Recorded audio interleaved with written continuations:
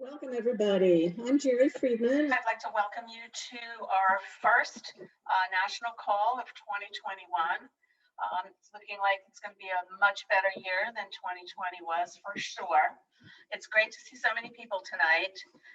We have two fantastic speakers on transportation and transportation equity. So now is the time with the new administration to keep the climate crisis in the forefront and advocate for strong policies and legislation. So before I introduce our first speaker, I just want to let you know we will have a Q&A at the very end of this call after both our speakers have spoken. And what you need to do is just hover at the bottom of your screen, put your questions in the Q&A box. And we will get to them at the end. Feel free to, if you wish, chat with each other or put resources in the chat box, but don't put questions in there. If you do, I'm likely going to miss them when it comes up at the end of the call. So first, I'd like to introduce our first speaker, Bob Yuhnke, who is tonight going to talk about the burning question. Can we achieve zero greenhouse gas emissions from transport before it's too late? And then we'll have an overview of Transit Equity Day with Elizabeth Bunn.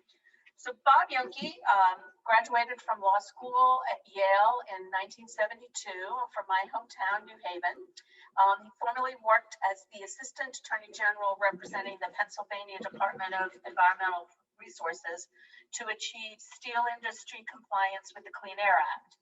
He was senior attorney at the Environmental Defense Fund, created clean air programs to stop acid rain, and an EDF's transportation program to meet air quality standards in the cities.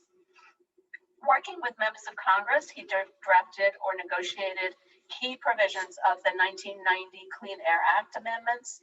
After EDF, Mr. Yuhnke created transportation programs for the Southwest Energy Efficiency Project, better known as SWEEP, working with state legislatures to pass electric vehicle bills and with metropolitan planning organizations to reduce metro BMT growth and congestion. In 2019, Mr. Yuhnke represented Elders Climate Action, co-chairing the U.S. Climate Action Network's Transportation Subcommittee, which developed transport strategies to achieve the IPCC zero CO2 targets for 2050. I'd like to now have you listen to Bob Yuhnke. So Bob, take it away, please. Thank you, Jerry.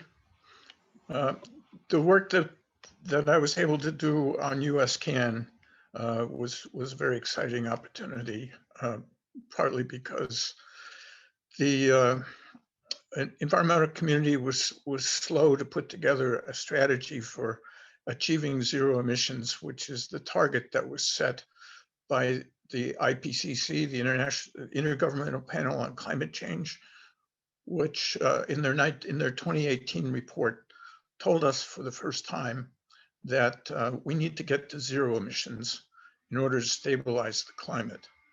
So, slide. Here we go. So I just want to make sure that everybody is familiar with the recommendations from the IPCC, because this is the critical guidepost that we need to keep in mind for all climate policy. The most critical findings were that the planet will continue to heat up until we eliminate all greenhouse gas emissions. So that's our challenge. The planet has been heating rapidly in the last few years, more rapidly than in the last century. And we can begin to see those consequences now. We're beginning to see massive fires around the planet. Australia last year had 30 million acres burn. Siberia had nearly half that. Canada, the US Mountain West altogether had almost 10 million acres burned. We're seeing a number of Category 5 hurricanes this year that we've never seen before, and flooding and extreme droughts. We're now in climate change. It's happening, it's on us, and it's going to come at us harder and faster in the next decade unless we take action. And what the IPCC told us was that once we get to zero emissions, the climate will stabilize at whatever temperature is achieved at that point. So in other words, if we let it warm to 1.5 degrees when we get to zero emissions, it will stay there for centuries. But if we let it go to 2 degrees, it's going to stay at 2 degrees for centuries. So right now we're at 1.2 degrees above the baseline from the 19th century. So we can see that these consequences, these adverse consequences, are happening at 1.2. And when we get to 1.5 and 2 degrees, it's going to be a hell of a lot worse. So we've got to act fast. And basically what the IPCC said was we can stop at 1.5 degrees if we can cut half of our emissions by 2030 and get to zero by 2050. So that's our challenge. Slide.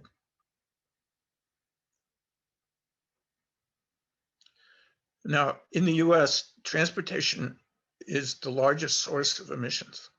So we've got to solve this problem in the transport sector, or we can't get to zero emissions or the 50% reduction that we need by 2030.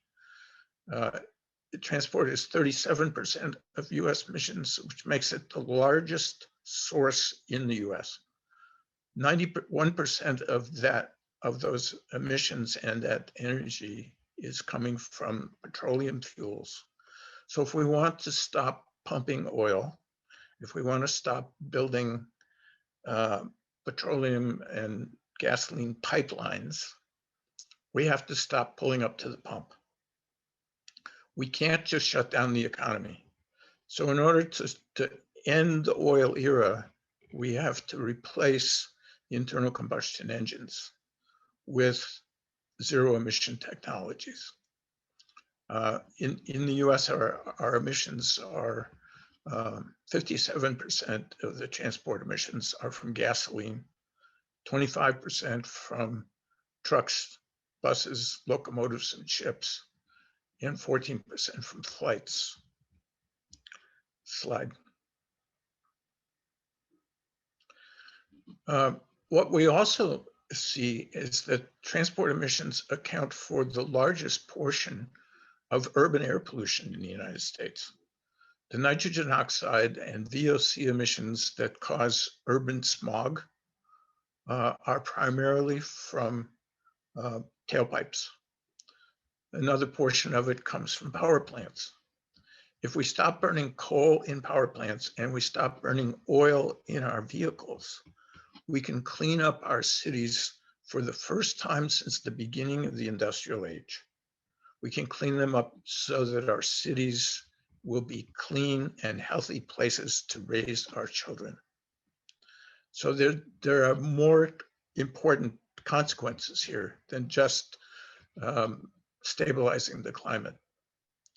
And we need to keep in mind that the petroleum fuel cycle includes more than just burning oil in our cars and trucks.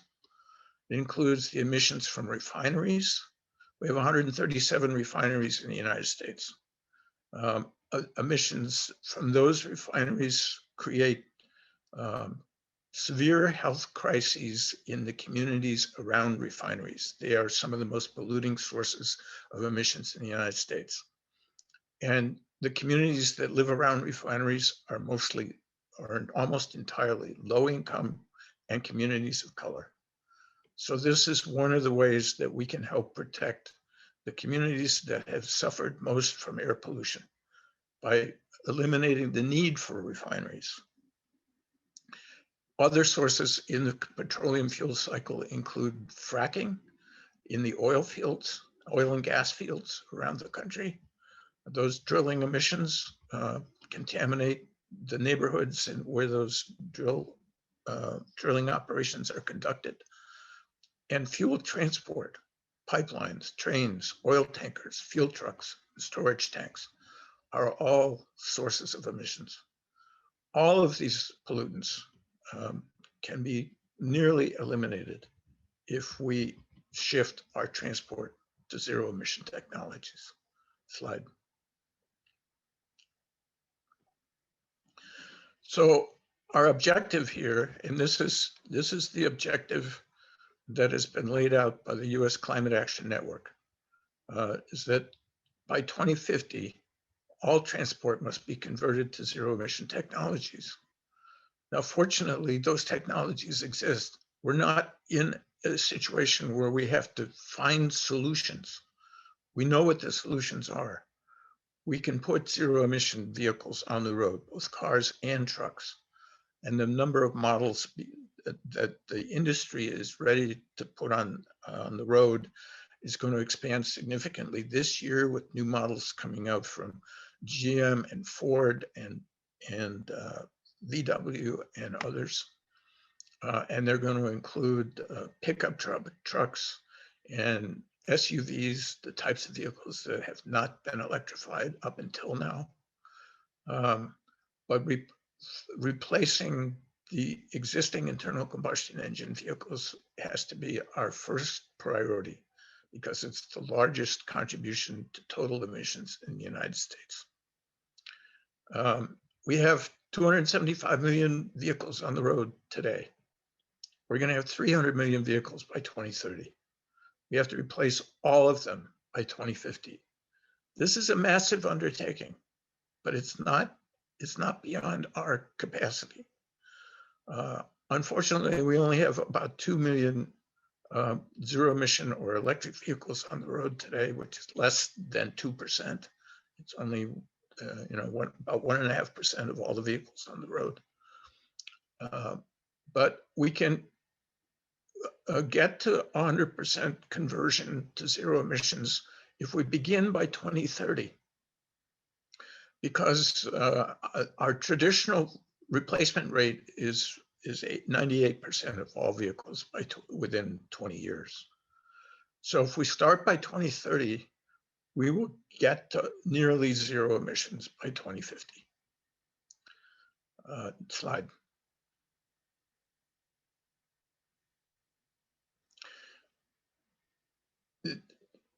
No, back up.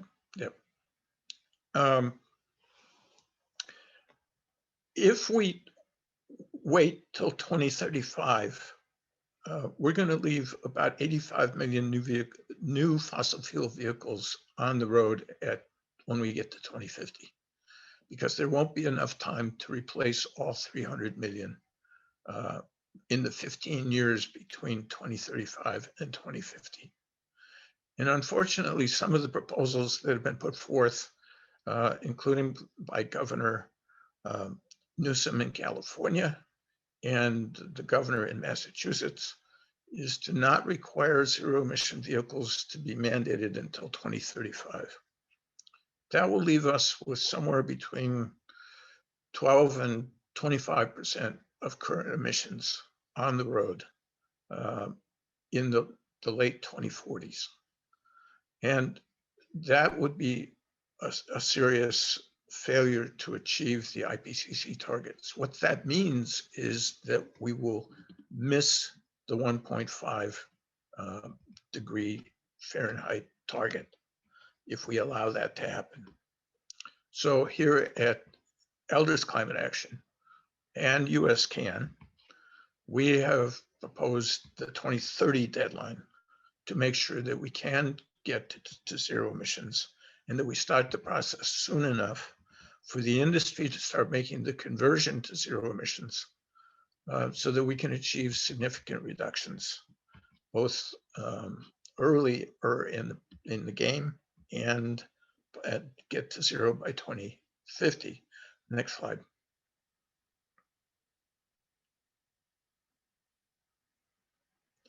So this is an analysis that was prepared by the Center for Biological Diversity.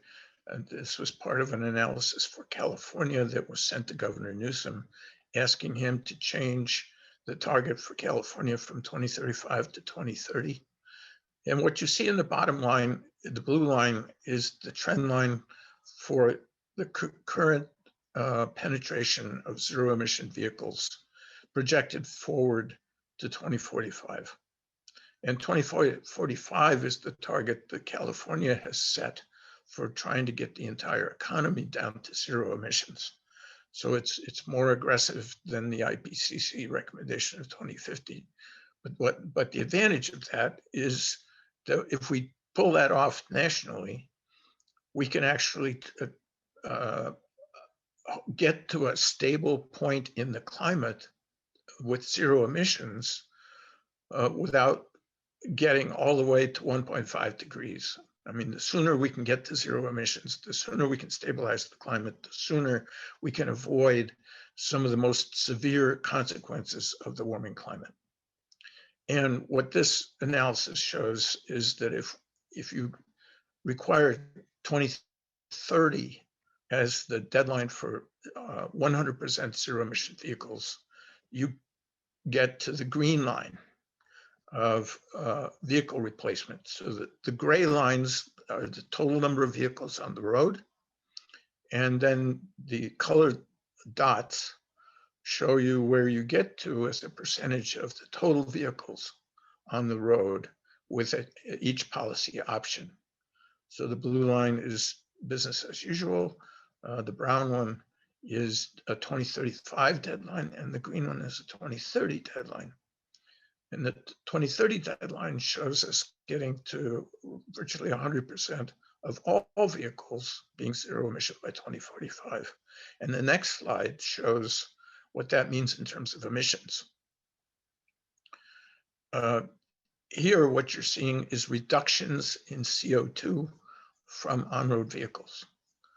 And what you see there is that even though the difference between the red dots and the green dots doesn't look visually so powerful, what it's telling you is that 256 million tons of CO2 will be reduced by implementing the green line policy that would not be reduced under the red line policy.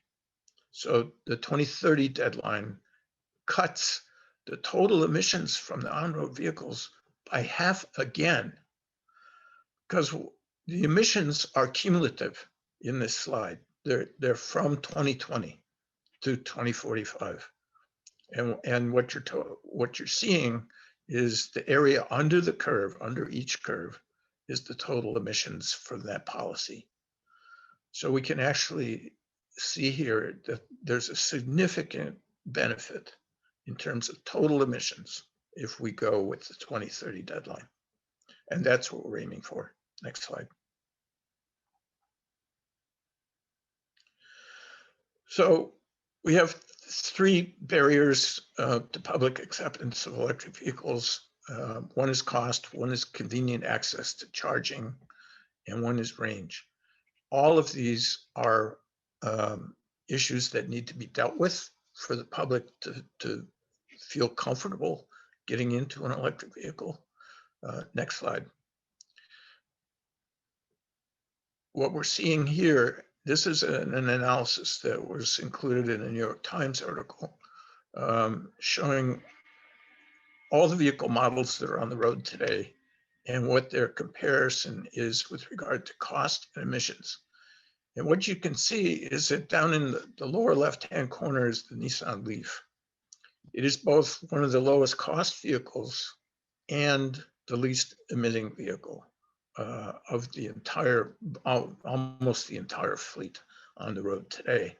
And what this is based on, this cost calculation, is based on both the purchase price of the vehicle and the operating costs over the life of the vehicle, which includes the fuel cost. And the savings from maintenance, there's only 27 moving parts in an electric vehicle instead of over 1,000 in an internal combustion engine vehicle. So the vehicles are simpler, they require less maintenance. You don't have to pull into a gas station, you can plug in at home.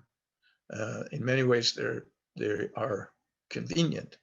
But next slide.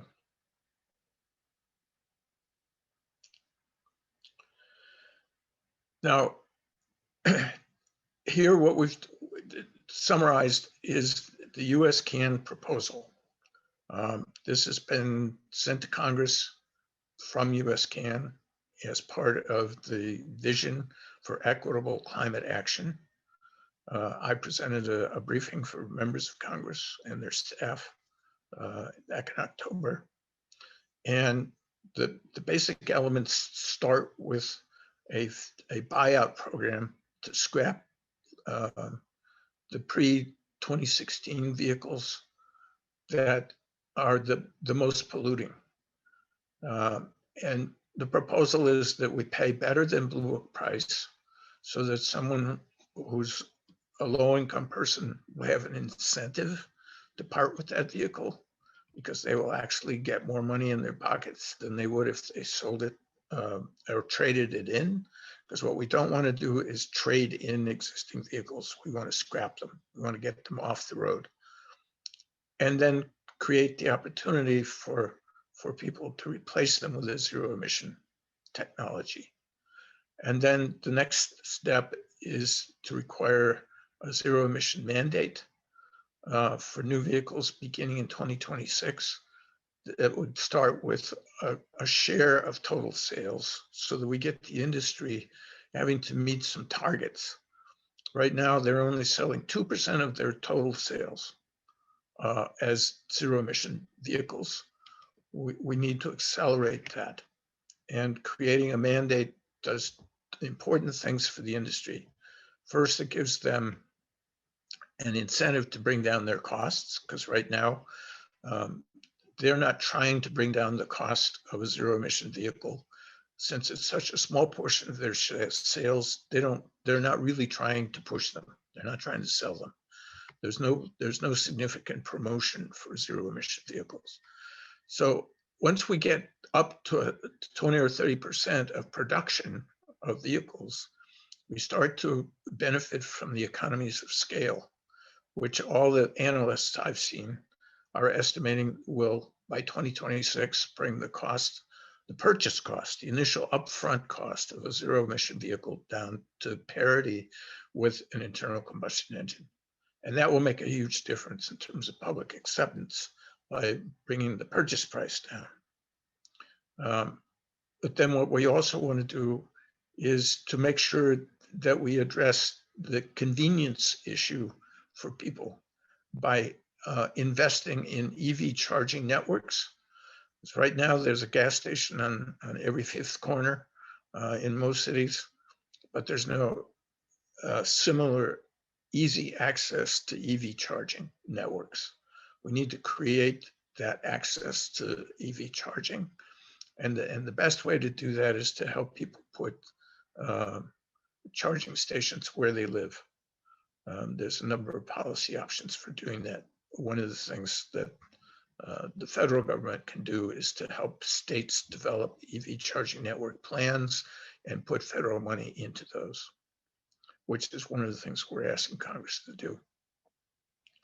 And then the target for that planning process would be 2030. So that by the time we get to demanding that all new vehicles be zero emission, we will have in place statewide charging networks that make sure that no matter where you go in the country or in a state, you're not going to be far from a charging station. You will never have to worry about running out of fuel, out of electricity in your battery. And so that's an important element of this whole strategy. And another piece of this is getting charging stations at multi-dwelling unit housing, because most low-income folks live in multifamily dwellings. And right now, generally, there's no access to charging when you bring your car home. And the best time to charge it is at night, because it takes a few hours normally to get a full charge with most charging stations. So making sure that people can plug in when they come home, wherever home is an important part of this planning process. And so next slide.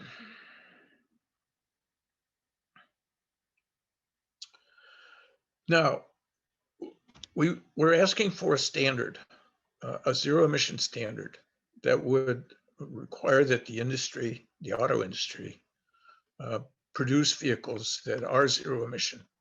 We're not telling them what technology to use. There's a couple of technology options. One is electric vehicles. Another is hydrogen fuel cells. And there are some other potential technologies on the horizon. There's certainly some new battery technologies that are coming forth that are likely to be less expensive than the current lithium-ion batteries.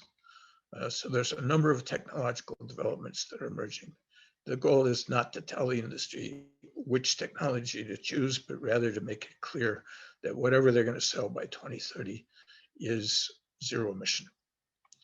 And we want to do this by statute for a number of reasons. One is if EPA does it under existing legal authority, it will take 2 to 3 years to run the rulemaking, and then it will take 2 to 3 years to get it through the courts. And we know that the last president has stacked the courts with judges who are hostile to regulation, and that it's quite probable that the courts will find problems with the rulemakings to protect some of the industry interests who may oppose going to zero emissions.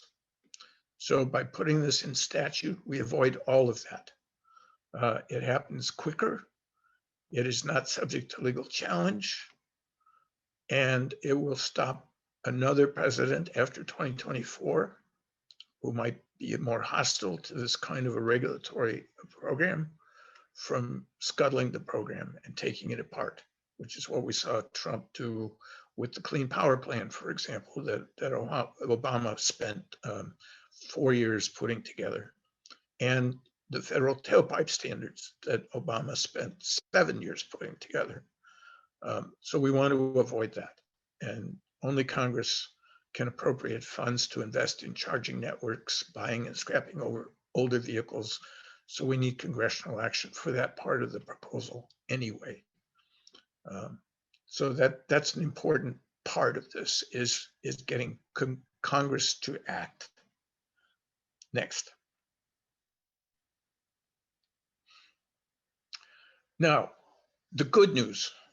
Last night on MSNBC, Senate Majority Leader Schumer was interviewed, and he was asked, what are his priorities for this coming Senate? And he listed climate first. And his example of a climate bill that he wants to push through in this session includes buying out older vehicles to put money in the pockets of low-income folks to help them afford clean vehicles, and to set a 2030 deadline for making sure that all new vehicles are clean to help us get to the climate goals set by the IPCC. When I watched him last night announce that, I was just quivering in my seat. I mean, this is what we've been working towards for 2 years through the US CAN process and the work we've been doing with Congress. And to have the Majority Leader of the Senate announce that this is his top priority for climate was, to me, just extremely thrilling.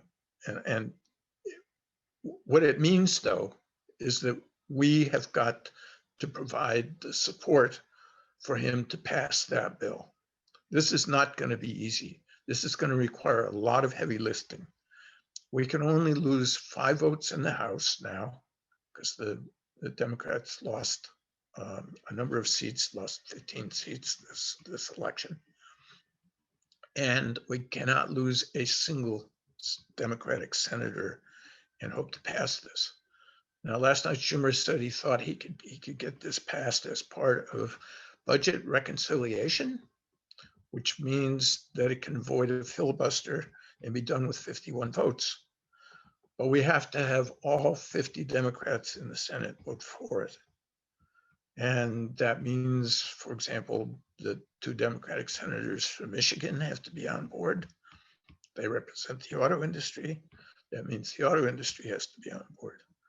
And we have to have Debbie Dingell, who is the representative in the House from Michigan, from Lansing, who really is the representative from the auto industry on board. So this is going to require a lot of work on our part, and it's an opportunity of the decade that we cannot miss. We've got to take advantage of the fact that the majority leader of the Senate is willing to carry this bill and make it his top priority for climate. So part of the arguments that we've been putting together in our work in Congress that you can use in your advocacy includes the public health benefits from converting transport to zero emissions. As I mentioned before, there's a lot of pollutants that come out of tailpipes, and they include nitrogen oxides and organic compounds, particulate matter, fine particles that get caught deep in the lungs and are the deadliest pollutants that EPA regulates in terms of total mortality in the United States associated with air pollution. The latest research indicates that roughly 200,000 Americans die annually from being exposed to the co-pollutants emitted from burning carbon. Now that's across the economy. That's from all sources that burn carbon fuels. That's not just transportation. But the on-road vehicle portion of that is somewhere between 25 and 35,000 deaths annually. And that also includes the effects on our children, which are not fatal, but asthma is clearly linked to urban air pollution. There are 3 million kids in this country who live in polluted urban environments who have asthma. And their condition is exacerbated on high pollution days. They often miss school because of that. And many of them suffer from actually falling behind in school because they miss too many days. So these are all some of the consequences that we can remedy, that we can overcome in this country if we switch to clean vehicles. And this is one of the primary arguments with members of Congress. If a member of Congress that where you live or that you have a connection with or that you're going to develop a connection with, we hope, is not tuned in to the climate issue, this is another way to bring them on board, is to help them understand the public health consequences for their constituents, and especially the effects on our kids and our grandchildren. Next slide.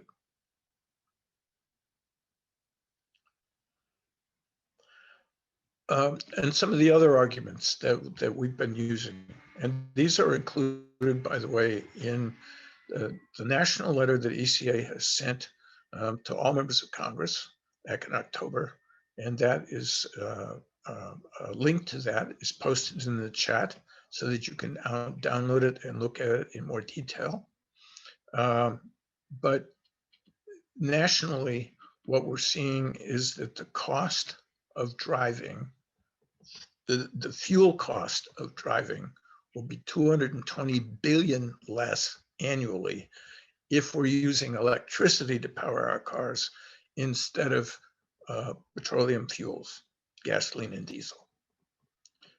That savings, the $220 billion in savings, will be money that stays in the pockets of consumers, that is spent in the local economy, that will generate jobs near where people live, and not be money that is exported out of those communities to the oil patch and into the pockets of the oil companies. So the best estimate some of the economic analysis shows that the best estimate is that that money, 220 billion, staying in local economies around the country, will create 16 times more jobs than the jobs lost in the oil patch. So the best estimate is that 400,000 men and women working in the oil industry today will lose jobs, but the number of jobs created will be in the millions to replace them. And of course, we do need to make sure that the people who are now working in the oil patch are taken care of. We can't just walk away from them and abandon them. They've devoted their lives to creating a way of surviving in our economy that has to be replaced, and we need to help that. But overall, the total benefits for the economy will be enormous by making this change. Next slide. So what we've done here at ECA is to develop tools for empowering you as our members to be active advocates for cleaning up the transportation sector. We've chosen the transportation sector because it is the largest source of emissions in the United States. It is a sector that is going to be difficult to transform because of all of the different stakeholders who are involved. But it is one that must be transformed to zero emissions if we're going to have any hope of stabilizing the climate. So we send a national letter with a number of other organizations to Congress. That letter is a link to it is in the chat for you to download. And secondly, we have drafted some model letters, short ones, that our members can use to craft your own personal letter to your member of Congress. And this is the key step. Members of Congress need to hear from you. It's not enough for them to just hear from the green groups that signed our national letter. They get national letters all the time from the green groups. And it's important for them to know what we think, for sure. But they also need to hear from their constituents. So one of the things that we've done is to put together a list of key members in Congress, members on the Energy and Commerce Committee in the House, particularly. We've made that available, and that's not in the chat. Maybe Jen can add it. I sent it to her over the weekend. And that list are the members on the Energy and Commerce Committee, which is where this legislation must pass out in order to get to the floor of the House. If it passes committee, our chances of getting it past the House are very good. But we need to make sure that we have the votes of almost all the Democrats on the committee, because we have there's only 1 or 2 votes to spare on the committee. The alignment between the Democrats and the Republicans are very close on the committee. And another step beyond writing your personal letter is to try to establish a relationship with your member of Congress. Right now, my congressman here has just announced a town hall. You're probably going to see the same thing from your congressman. And please engage, please respond. Attend a town hall, whether it's virtual or in person. And this is really the way in which you can be most effective as an advocate for climate change.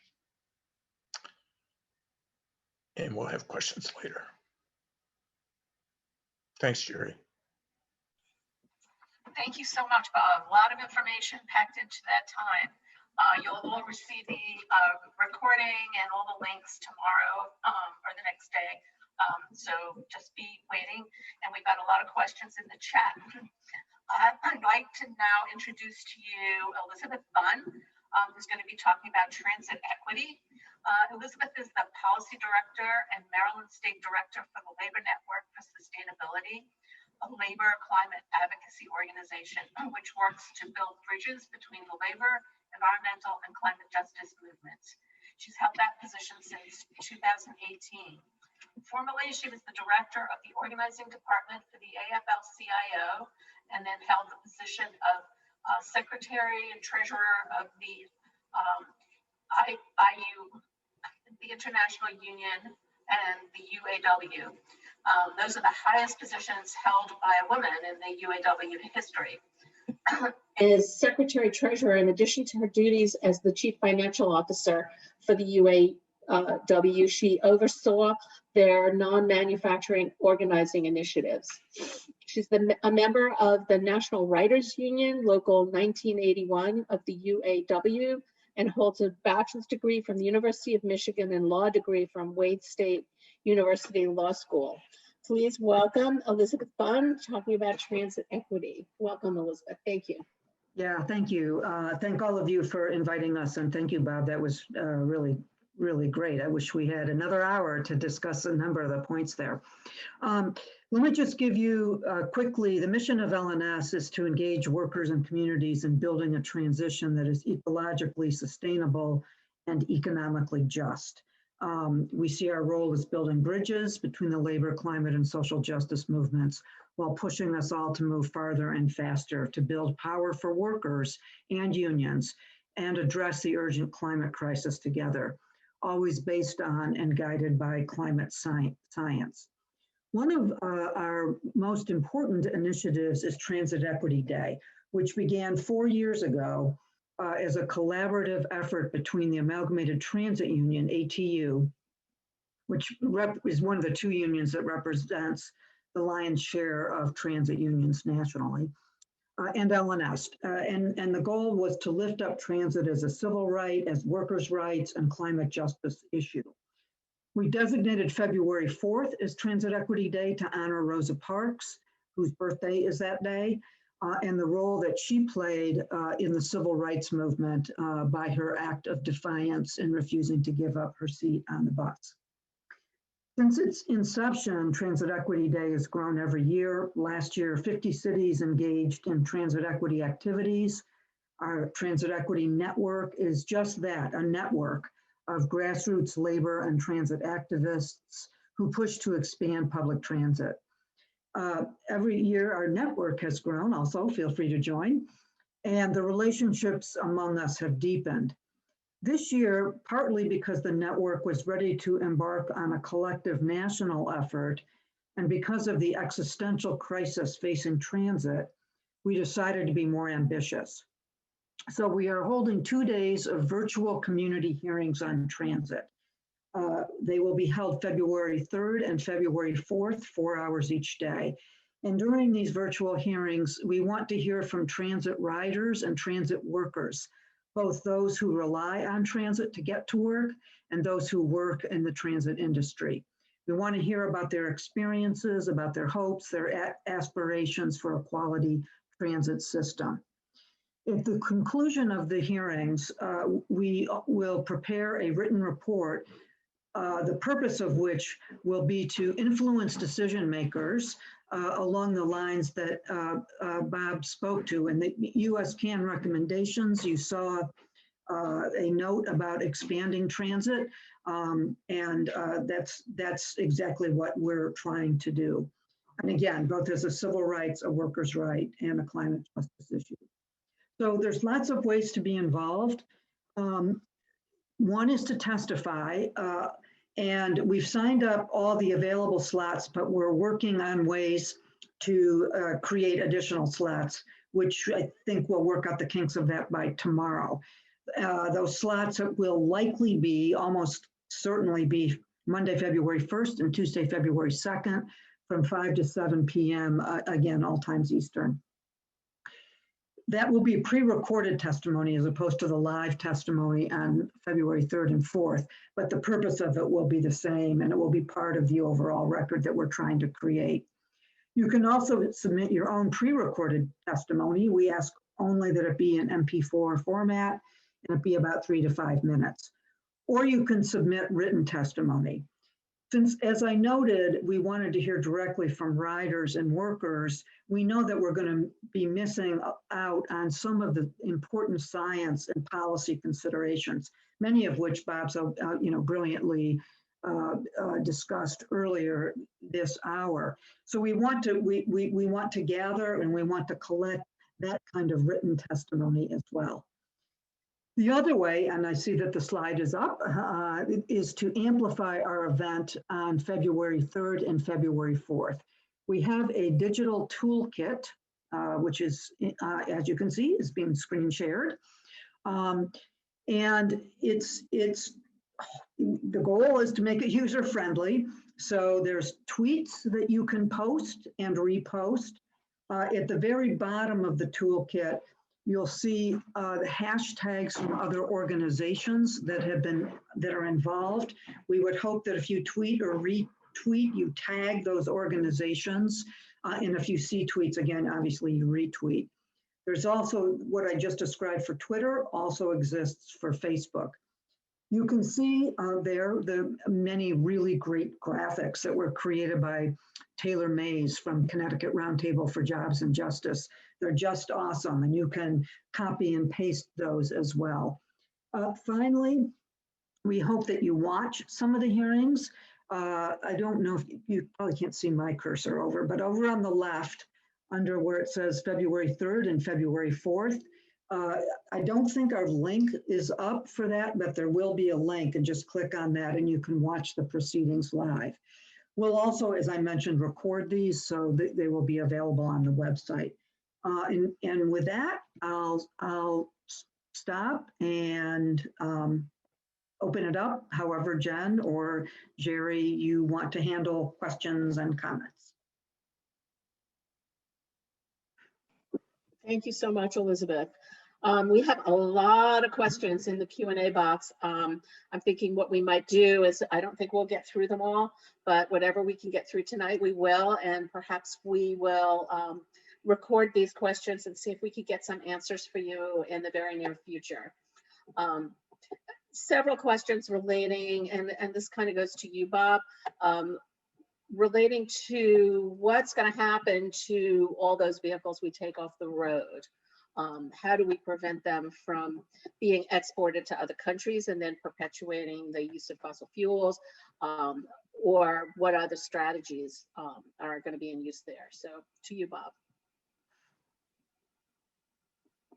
You're muted. There we go. Yes, that is a major issue.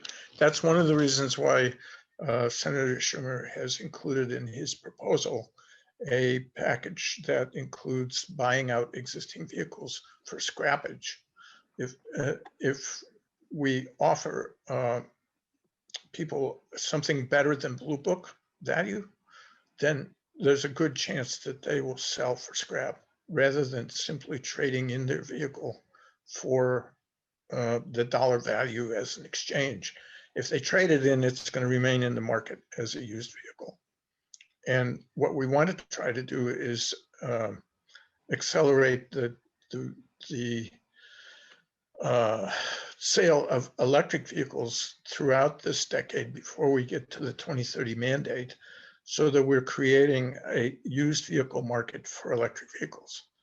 And that's part of the objective with this buyout program. Because if we scrap the internal combustion engine vehicles, the market is going to become much more oriented towards used electric vehicles as a way for most folks to buy a replacement vehicle. I mean, only 17 million new vehicles are sold every year. So most people are not buying new vehicles. They're buying used vehicles. And we need to make sure that the electric vehicles become available in the used market as quickly as possible. Here's another question. One of the questions is, what is the US CAN? I can answer that for you.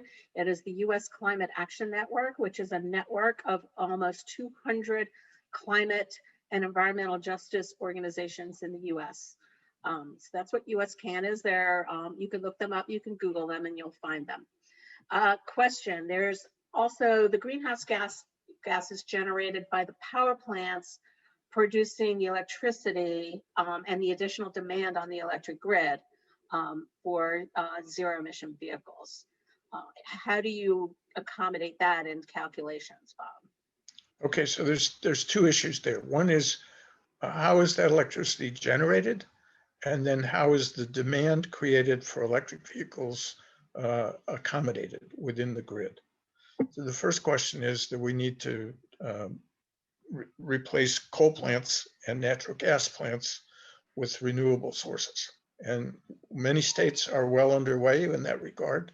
In Oregon, where I live, the last coal plant was shut down last year.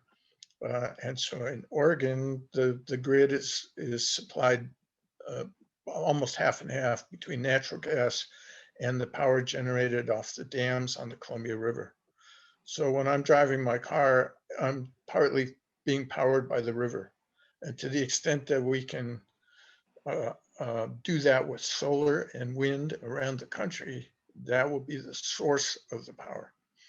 Now, it's important that we not add the demand for electric vehicles during the peak power periods, because then that will simply mean that we're going to have to add more capacity to the grid. But between 10 o'clock at night and 6 o'clock in the morning, there is so much excess capacity in the grid. It's like 70% of the grid is unused at night in most places. So if we're plugging in our cars during those hours and using that unused capacity on the grid, there will be no need to build more power generating capacity. So it's important that we get charging stations available for people when they are bringing their cars home at night, because then people will routinely plug in during those hours. And we've got more than enough excess capacity to accommodate all of the electricity demand for vehicles, as long as we can make sure that it's occurring, that that demand is added to the grid during the hours when we have excess capacity. Thank you. Thanks, Bob. A question related to eliminating the internal combustion engine vehicles and being brought back by the federal government. Has there been any calculations related to the estimated cost of that to the federal government and then potentially to the debt? No, I've not seen it. It's in the Schumer proposal, but the Schumer proposal only exists in outline. I've not seen a cost analysis for that. And of course, it depends so much on the willingness of existing vehicle owners to take advantage of the program. We saw that there was a Cash for Clunkers program enacted back in 2009, which was not subscribed heavily by the public, and it was not designed well either. So it didn't accomplish exactly what it should have been designed to do. We need to not replicate that program exactly. But you know, I think that the way that worked was that there was a specific dollar amount that was appropriated by Congress, and the dollars in that program were not fully used. So I think it's hard to predict what the public engagement will be. It's not going to be a mandatory program, and the extent to which the public engages will probably have to do with whether or not we can offer more than Blue Book.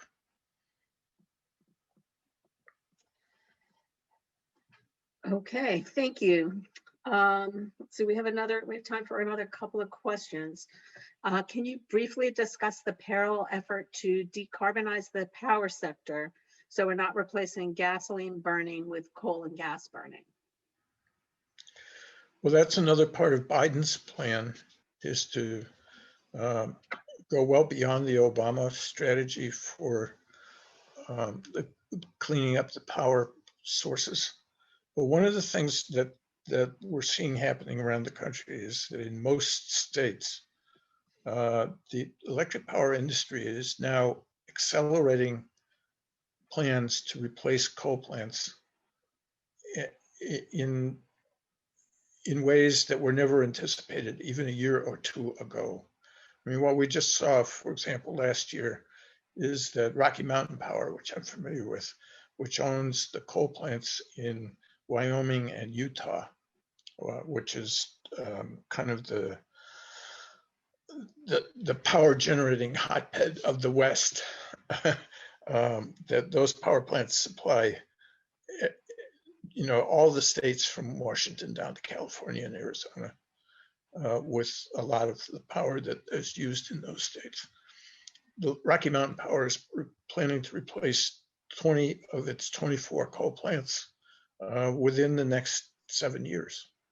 So that's already part of what the utilities are planning to do, because they recognize that there's going to be regulatory action if they don't, number one.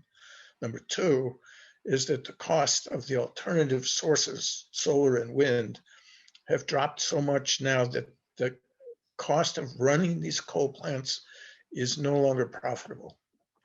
They cannot compete with new capacity coming online from coal and wind, and that they've got to get rid of these coal plants have now turned into dead weights. The financial burden on these utility companies.